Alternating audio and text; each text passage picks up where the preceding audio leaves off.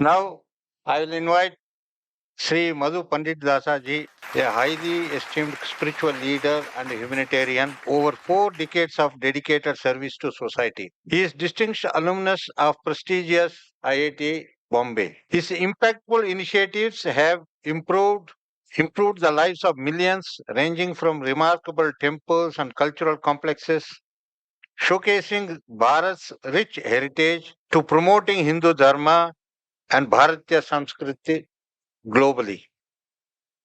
He is renowned for founding the Akshay Patra feeding program, which has served an astounding 4 billion meals, 4 billion, meals, benefiting children and communities both in Bharat and abroad. His remarkable contributions have earned him prestigious awards, including Padma Shri, Gandhi Peace Prize, Nike Asia Award, and BBC Global Food Champion Award, recognizing his transformative work. I request Madhu Pandit Dasa ji to share his views. Integrating Hindu organization strength for Hindu resurgence. Hare Krishna to everyone. I am humbled and honored to be in the midst of eminent personalities like Mohan Bhagwat ji, Dattatreya ji, and my other co-panelist Mitranand ji, and many other selfless leaders who have taken up this cause of Hinduism as their life and soul. Dattaji's thought-provoking speech has given a great start to this discussion on Hindu resurgence through organizational strength. World Hindu Congress, this is the third one, itself is a pointer that there is indeed, as Dattatreya said, there's a natural wave of Hindu resurgence. Though we are having this World Hindu Congress only once in 5 years, with the speed with which the world is running today, I think that is a long gap. We should have at least once in 3 years the World Hindu Congress. If we all desire, we need to come together again and again for greater churning of the ocean of Sanatana Dharma.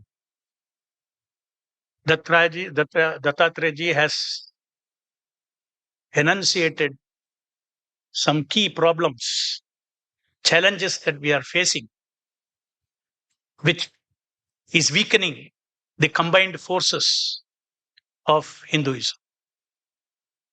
While he was speaking, I had this realization that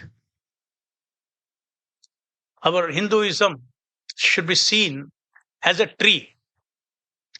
It has trunks, it has branches, it has twigs, it has leaves, and more than everything, it has roots. So if each of us have this vision of Hinduism, we can maintain our diversity and yet be united, knowing well that our roots are the same.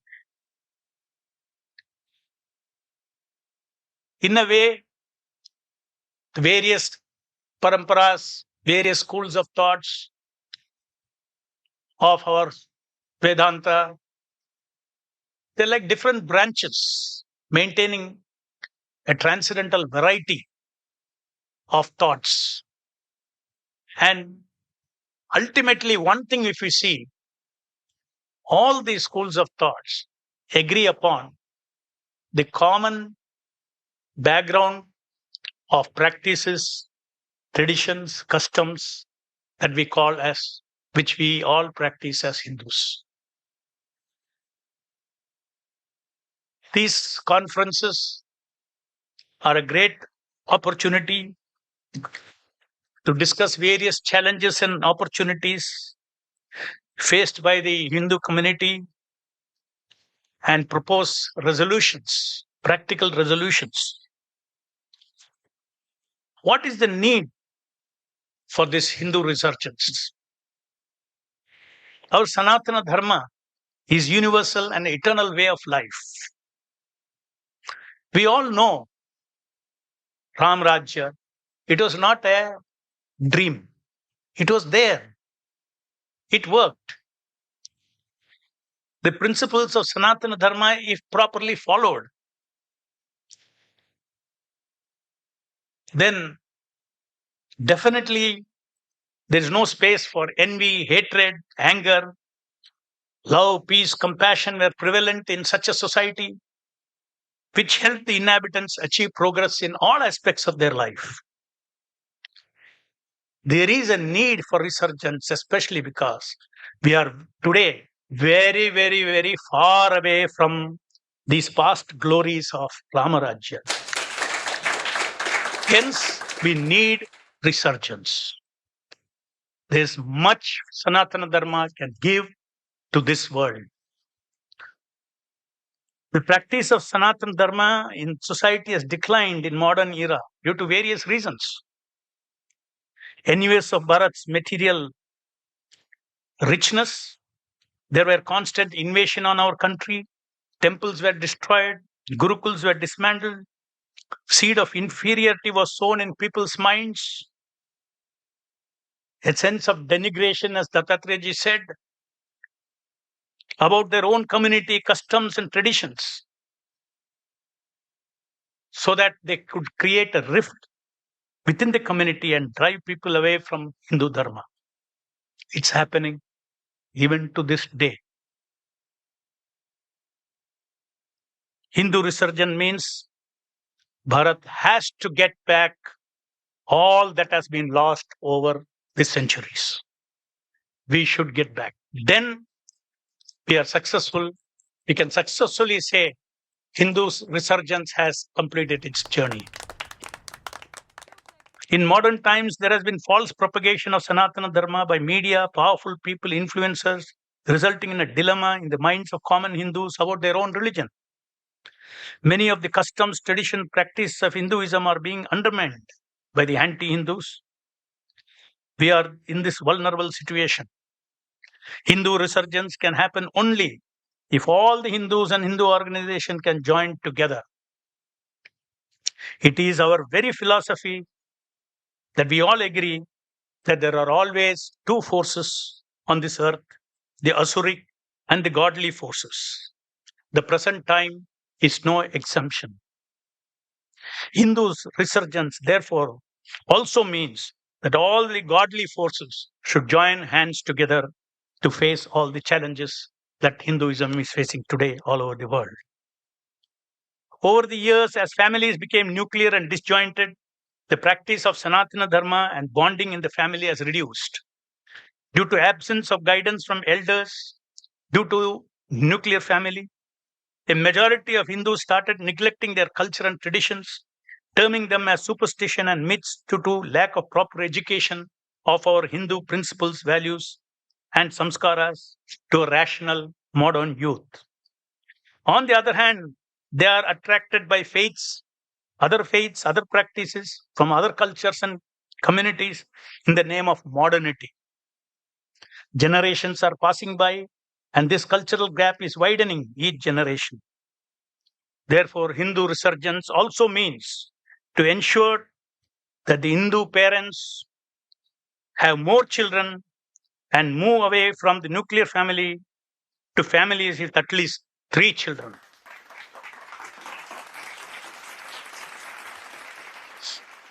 The Sanatana Dharma and the Hindu way of life has the solution to all problems of this modern world filled with anxiety, despair, hatred, and disharmony. What is the necessity and the merits of an organized approach?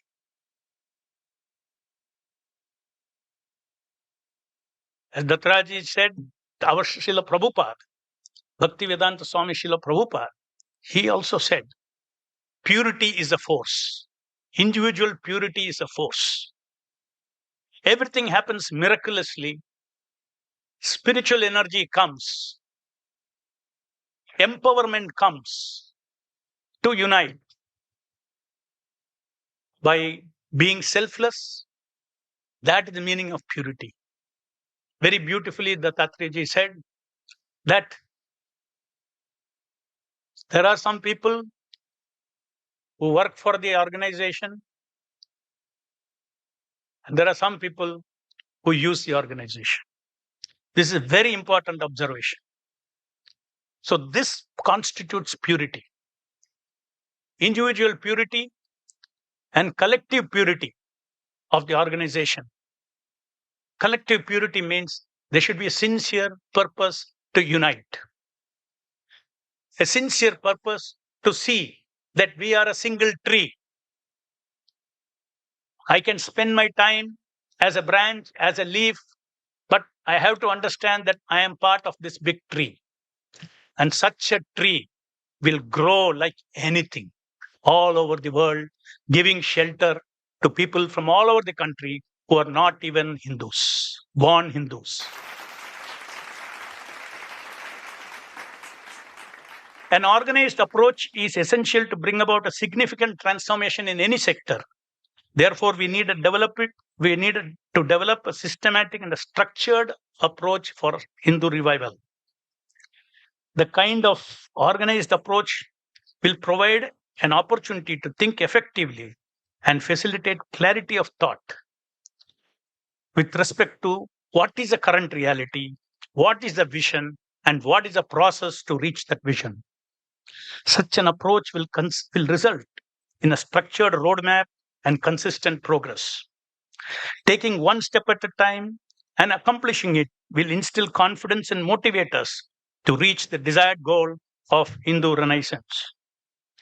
Organized efforts will help us build our potential and become a larger and a stronger worldwide Hindu community, thus making it easier for us to deter any kind of attacks on our community from the enemies. It is important for all Hindu organizations to take necessary steps, join hands, and work together to counter our common enemies. Integration through organizational strengths. When strong individual organizations collaborate, it will act as a force multiplier for the development of our Hindu community. Integrating organization strength means to effectively combine the skills of individual organizations, their strengths and talents in technological, social, political, and other areas of human activity towards the cause of Hinduism. When we leverage inter-organizational strengths and capabilities, it will help in capacity building. Inter-organizational networking will help develop strategic plans from various perspectives to achieve our higher purpose. Every Hindu organization may have different methodologies and practices, but we are culturally and civilizationally, we are the same. There are diverse approaches, but a singular vision. These varied approaches are actually beneficial because they help build diversity and bring richness to our culture and heritage. Integration of Hindu organizations should begin at the grassroots levels and grow to the global level. When there is a visible progress on a local and a regional scale, the bottom-up approach will influence policies and actions at the higher levels in favor of the Hindu community. The proof of this concept is what RSS has achieved as an organization at the grassroots level. If not for the organizational effort of RSS in the last few decades, 7, 8, 10 decades, our Bharatiya culture would have been almost finished. We have to appreciate the mammoth service rendered by every Swayam Sevak who are unsung heroes of our Hindu culture. Let us offer why unsung? Why I say unsung? Because nobody actually, they are behind the scene in all these things and nobody actually sings their glories. It is important for us to give our appreciation, gratitude, really speaking, with all the kind of forces that are working. If not for this RSS, our Bharatiya culture would have been finished. It's a fact.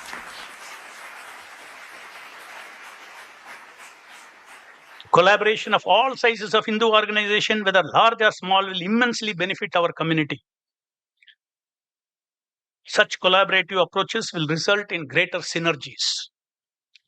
Integration of specialized setups like research and advocacy foundations, legal firms, media, advertising agency, art schools, Sanskrit universities, and tourism sector will contribute to strengthening our community through various projects and initiatives.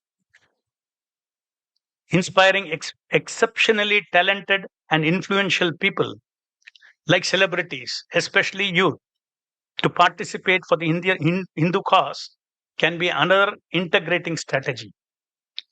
Every individual will have an icon or a role model they admire and emulate.